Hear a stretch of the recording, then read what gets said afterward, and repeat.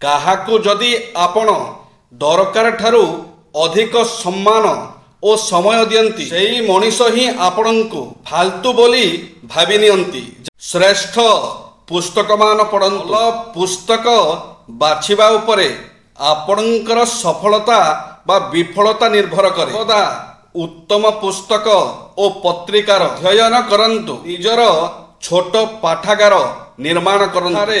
ନିଜର ଆବଶ୍ୟକ ଅନୁସାରେ ପୁସ୍ତକ ରଖନ୍ତୁ।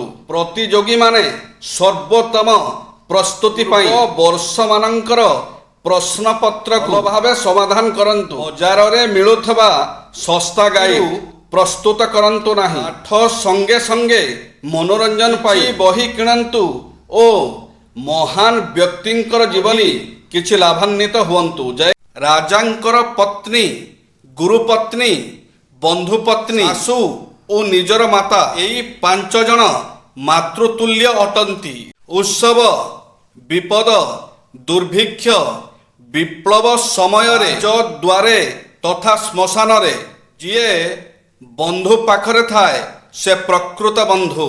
ବୃକ୍ଷର ଗୋଟେ ସୁଗନ୍ଧି ପୁଷ୍ପ ସମଗ୍ର ବନଭୂମିକୁ ସୁବାସିତ କଲା ପରି ଏକମାତ୍ର ଗୁଣବାନ ପୁତ୍ର ଦ୍ୱାରା ଉଜ୍ଜ୍ୱଳ ହେବା ସଙ୍ଗେ ସଙ୍ଗେ ମାତା, ପିତା ତଥା ବଂଶର ଗୌରବ ବଢ଼ିଥାଏ। ଅସଫଳତାରୁ ଶିକ୍ଷା ଲାଭ କରନ୍ତୁ। ସବୁଠାରୁ ବଡ଼ ଅପରାଧ ଠୋକର ଲାଗିବାରେ ନଥାଏ, ଠୋକର ପରେ ନ ଉଠିବାରେ ଥାଏ। ଈଶ୍ୱରରେ ଏମିତି କୌଣସି ଅସଫଳତା ନାହିଁ ଯାହାକୁ ସଫଳତାରେ ପରିଣତ କରି ନ ହେବ। ମହାପୁରୁଷମାନେ ଅସଫଳତାକୁ ସଫଳତାର ପାହାଚ ବୋଲି ମନେ କରିଥାନ୍ତି। ନୂଆ ସମ୍ଭାବନା ଖୋଜନ୍ତୁ।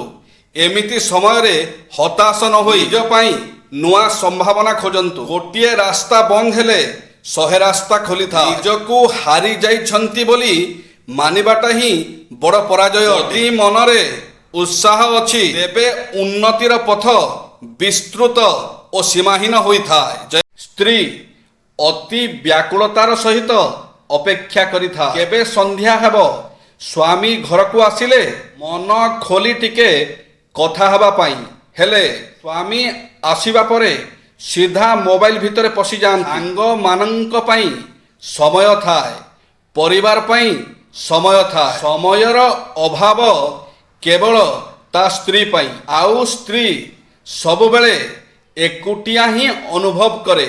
କେହି ଯଦି ଆପଣଙ୍କୁ ଅନ୍ଧ ଭଳି ବିଶ୍ୱାସ କରୁଛି ତାହେଲେ ତାକୁ କେବେ କଷ୍ଟ ଦିଅନ୍ତୁ ନାହିଁ। କାରଣ ବିଶ୍ୱାସ ଭାଙ୍ଗିଗଲେ ମଣିଷ ବଞ୍ଚି ରହିବାର ଇଚ୍ଛାଟା ବି ଭାଙ୍ଗିଯାଏ। ବିଶ୍ୱାସ ଯଦି କେବେ କେହି ଆପଣଙ୍କର ବିଶ୍ୱାସ ଭାଙ୍ଗନ୍ତି ତେବେ ଆପଣ ତାଙ୍କୁ ରାଗିବା ପରିବର୍ତ୍ତେ ଧନ୍ୟବାଦ ଦେବା ଉଚିତ। କାହିଁକିନା ସେ ହିଁ ଆପଣଙ୍କୁ ଶିକ୍ଷା ଦିଅନ୍ତି ଯେ ଅତ୍ୟନ୍ତ ଭାବିଚିନ୍ତି କରିବା ଉଚିତ। ନାରୀଟିଏ ସବୁ କ୍ଷେତ୍ରରେ କାହିଁକି ଦୋଷୀ ହୋଇଯାଏ? ବାପା ମାଙ୍କ ପାଇଁ ଝିଅ ବୋଝ। ପ୍ରେମିକ କହିବ ତୋ ଠାରୁ ମୋତେ ଆହୁରି ଭଲ ମିଳିବ। ସ୍ୱାମୀ କହିବ ତତେ ବାହା ହେଇ ମୋ ଜୀବନ ନଷ୍ଟ। ଆଉ ପୁଅମାନେ କହିବେ ମା ତୋ ପାଖରେ 6 ମାସ ଆଉ ମୋ ପାଖରେ 6 ମାସ ରହିବ। କିଛି ପାଇବାର ଆଶା, ସବୁବେଳେ ସବୁ କିଛି ପାଇବାର ଆଶା ହିଁ ମଣିଷକୁ ଦୁଃଖ ଓ ଅଶାନ୍ତିର ଅନ୍ଧକାର ମଧ୍ୟକୁ ଟାଣି ନେଇଥାଏ। ତେଣୁ ଈଶ୍ୱର ଯାହା ଦେଇଛନ୍ତି ସେଥିରେ ଖୁସି ହୁଅନ୍ତୁ। ଆଉ ଅଯଥାରେ ଭବିଷ୍ୟତକୁ ନେଇ ଏତେ ଚିନ୍ତା କରନ୍ତୁ ନାହିଁ ଯେ ବର୍ତ୍ତମାନ ନଷ୍ଟ ନ ହୋଇଯାଉ।